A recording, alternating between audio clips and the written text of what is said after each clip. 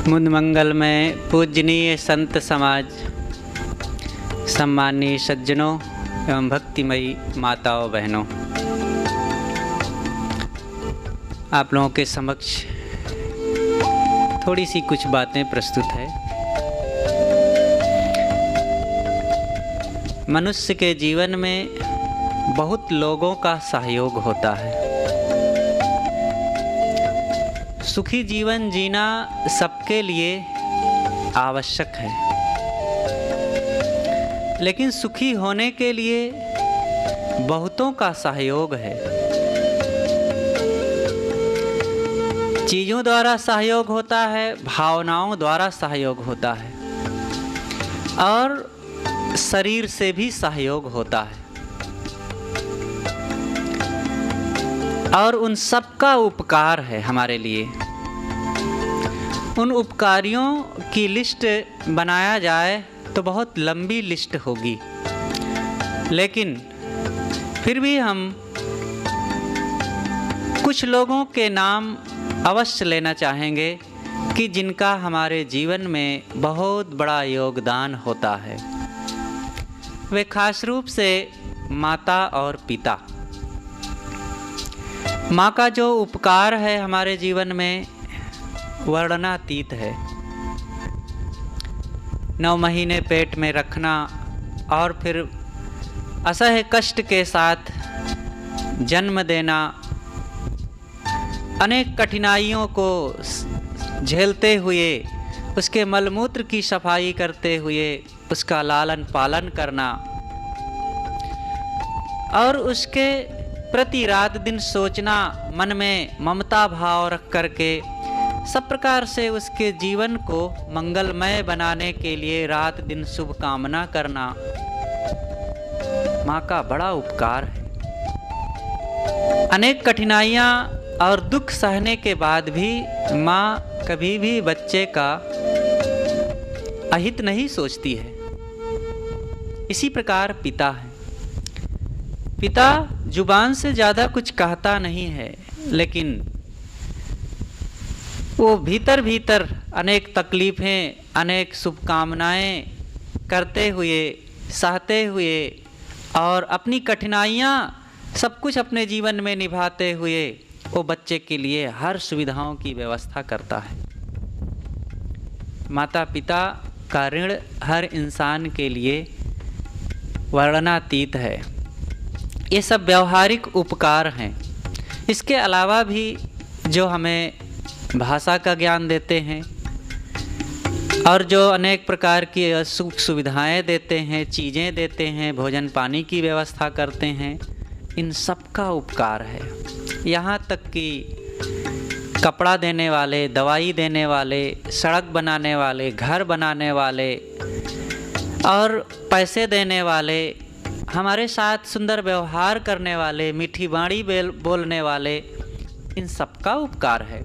अगर ये हमारे साथ सुंदर व्यवहार ना करें, हमसे मीठा ना बोलें और हमसे भावनात्मक रूप से जुड़े ना रहें, हमें प्यार स्नेह ना दें, तब हमें कैसे लगेगा?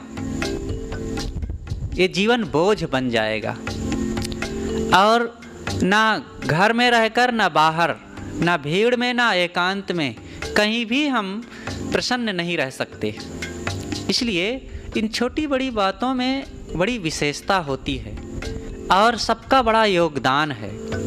इन सारे योगदानों के साथ साथ एक और उपकारी हैं जिनका तो उपकार चुकाया ही नहीं जा सकता।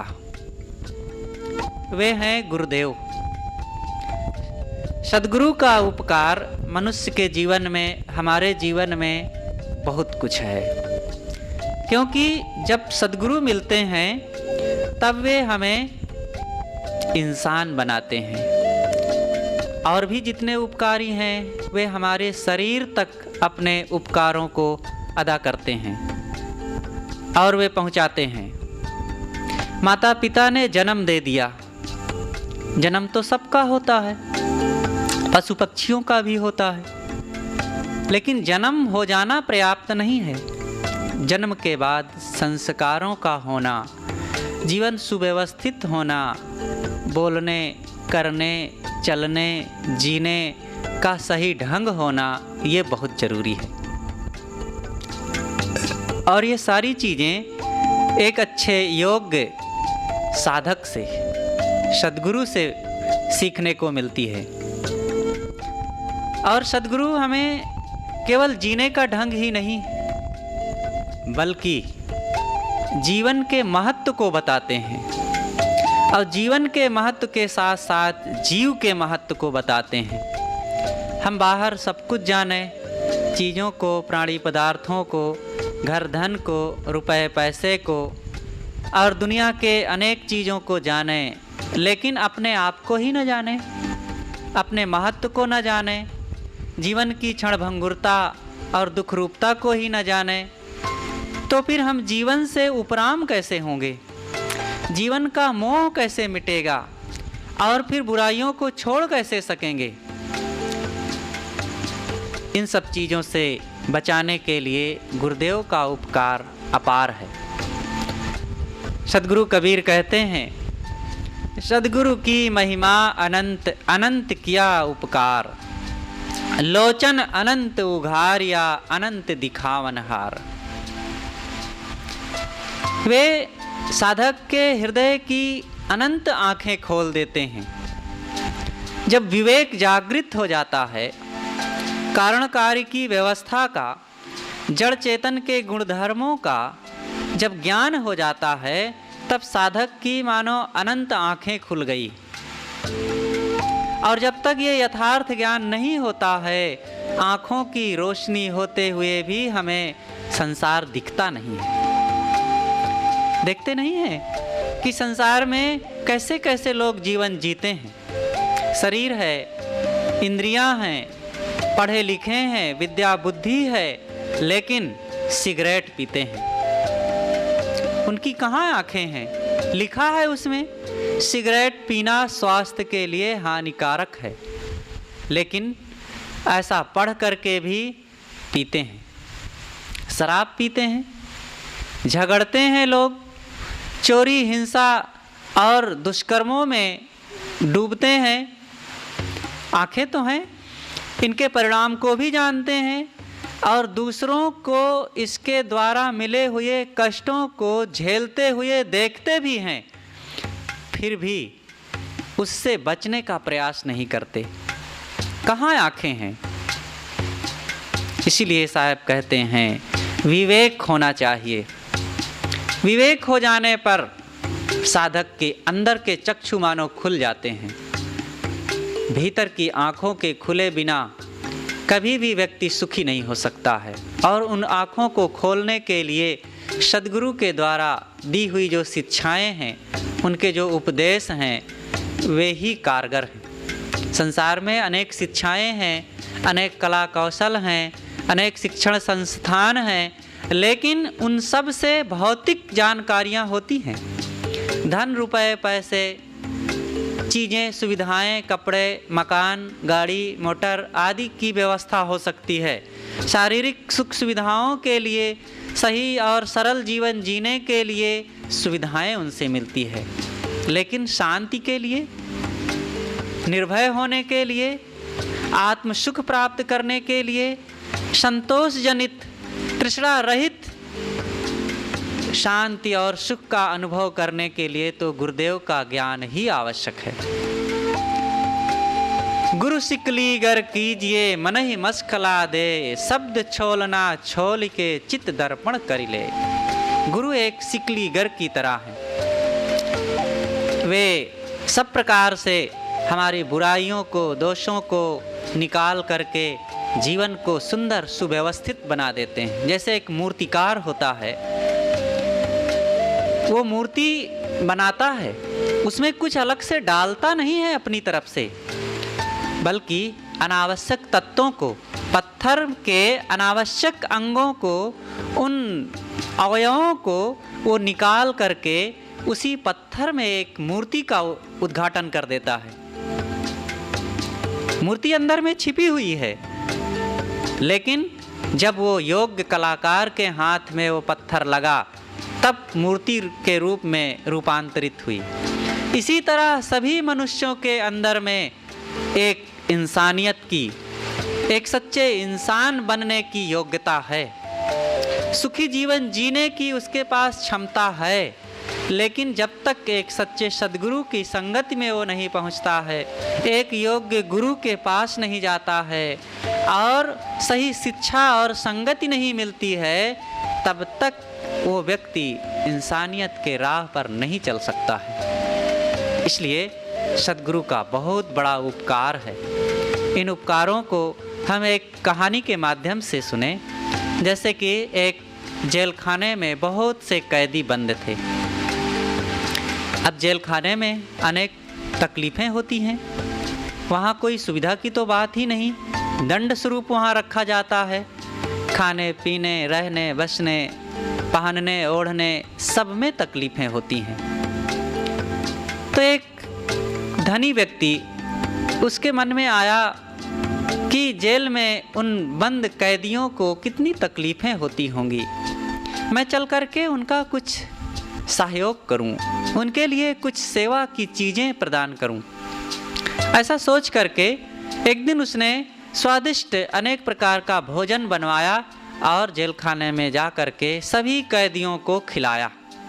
दाल भात सब्जी रोटी पूड़ी हलवा खीर आदि खा करके वे सभी कैदी बहुत प्रसन्नता का अनुभव करते हैं और उस सेठ का यशोगान करते हैं। एक दूसरा सेठ था, उसने सोचा कि इस गर्मी के दिन में उनको पीने के लिए खाने के लिए चीज़ें कहाँ मिलती है, तो मैं ऐसा करूं कि ज़्यादा कुछ नहीं तो कम से कम शरबत पिला दूं।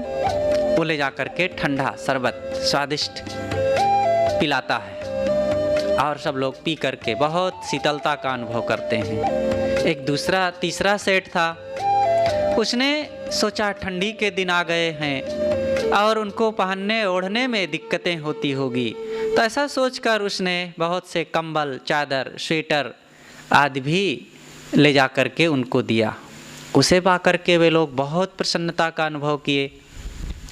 एक तीसरा व्यक्ति था, उसने दिया कुछ नहीं, लेकिन जा कर के जेलर से मिल कर के बातें किया और कहा कि जेल के दरवाजे को खोल दिया जाए और सभी कैदी यहाँ से मुक्त कर दिए जाएं, अपने अपने घर जा कर के अपने बाल बच्चों से मिले और स्वतंत्रता का जीवन जिएं।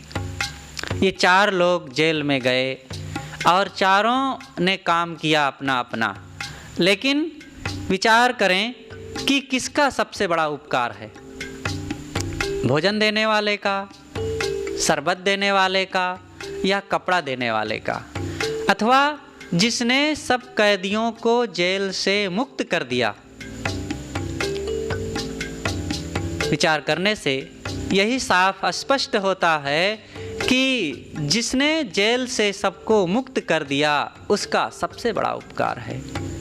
चाहे जितना अच्छी अच्छी चीज़ें खिलाओ पिलाओ और पहनने ओढ़ने के लिए दो, वे हैं तो जेल में ही, और जेल में रह करके वो खाने पीने का सुख कैसा। बस ऐसे ही हमारे जीवन पर घटना घटती है। चाहे जितना अच्छी अच्छी चीज़ें खाओ, चाहे जितने बड़े घर में रहो, चाहे जितना पहनो ओढ़ो और इंद्रियों के भोगों से सुसज्जित रहें, लेकिन यहाँ जन्म मरण के चक्र में पड़ कर के संसार के जेल में यहाँ आने जाने के लिए हम विवश हैं। लेकिन इस संसार रूपी जेल खाने से छुड़ाने के लिए सद्गुरु का बहुत बड़ा योगदान है। वे ऐसी युक्ति बताते हैं, ऐसा ज्ञान देते हैं कि हे साधक, तुम निष्काम बनो, अपनी इच्छाओं को छोड़ो, मोह को छोड़ो, आसक्ति को छोड़ो और इस संसार से वैराग्य अपनाओ। यहाँ कोई तुम्हारा नहीं है, कुछ तुम्हारा नहीं है। अपने आप को पहचानो, अपने स्वरूप की तरफ लौटो। जगत तजी मनुआ जाहु घरे। इस प्रकार से ज्ञान के जो मीठे उपदेश और कल्याण, शांति, साधना, संयम और विवेक से ओतप्रोत उनके जो उपदेश मिलते हैं, उनकी जो वाणियाँ मिलती हैं, साधक अगर हृदय से उसे स्वीकारता है और वैसी रहनी बनाता है, वैसा जीवन जीता है, तो उसका जीवन अमृत स्वरूप हो जाता है। और वो इस संसार के जेल खाने से छुट्टी पाता है। इसलिए इस संसार में अगणित उपकारी हैं, लेकिन समस्त उपकारियों में माता पिता और शिक्षक के व्यवहारिक उपकार हैं, वे भी बहुत ही महत्वपूर्ण हैं, लेकिन अध्यात्म के क्षेत्र में और जीव के दुखों को मिटाने के लिए सद्गुरु का उपकार सर्वश्रेष्ठ है। इसीलिए कहा गया है, उपकारिन में उपकार गुरु, ज्ञानिन में गुरुदान, रक्षक में रक्षक गुरु, गुरु सम अन्य न आन। उपकारियों में सद्गुरु का उपकार सर्वश्रेष्ठ है और ज्ञानियों में गुरुदेव सर्वश्रेष्ठ हैं और रक्षा करने में गुरुदेव की कृपा विलक्षण है। गुरु के समान संसार में और कोई उपकारी नहीं है। और क्या उपकार कोई करेगा? हजार उपकार करने के बाद भी यहाँ मन की पीड़ा मिटती नहीं, काम क्रोध लोभ मोह मिटते नहीं, भय चिंता शोक संताप खत्म होता नहीं, और वासनाएं वैसे ही मुँह बाए हमें रात दिन परेशान कर रही हैं और निगल जाना चाहती हैं। तो क्या हुआ इन सब चीज़ों को पा जाने से? वास्तव में सबसे बड़ा उपकार गुरुदेव का है। जब उनकी कृपा बरसती है और साधक खुले पात्र की तरह अपने अंतःकरण को उनके सामने समर्पित कर देता है, तो उनके जो मीठे उपदेश हैं, ज्ञान और शांति से भरे हुए, वो मधुरस की तरह उसमें एकत्रित हो जाते हैं और जो वर्तमान के लिए, भविष्य के लिए, लोक परलोक के लिए और स्वपर के लिए, सबके लिए अत्यंत मार्मिक और अमृत स्वरूप होता है। इसलिए हम गुरुदेव के इन उपकारों का ख्याल करें और अपने जीवन में उनके इन उपकारों को हृदय से धारण करें। और धारण करने का फल यही है कि हमारी वासनाएं मिटें, मनोविकार मिटें, गंदी आदतें मिटें, कर्म का सुधार हो और दया क्षमा ज्ञान भक्ति विवेक विचार बढ़ करके हम आत्म स्थिति का लाभ प्राप्त करें। यही उनके उपकार का लाभ है। अगर यह काम नहीं किए तो फिर कोई फायदा नहीं हुआ। इसलिए इन बातों को हम मनन चिंतन करें और जीवन में दुखों से लौट करके आत्म सुख की ओर आवें। और इन्हीं में इस जीवन की सफलता है, मानव तन की सफलता है। सत्संग में आकर के संत गुरुजनों के मिलने का यही लाभ है और यही जीवन का परम उत्कर्ष है। अपनी बातें यहीं पर मैं समाप्त करता हूँ। बोलिए सद्गुरुदेव की जय।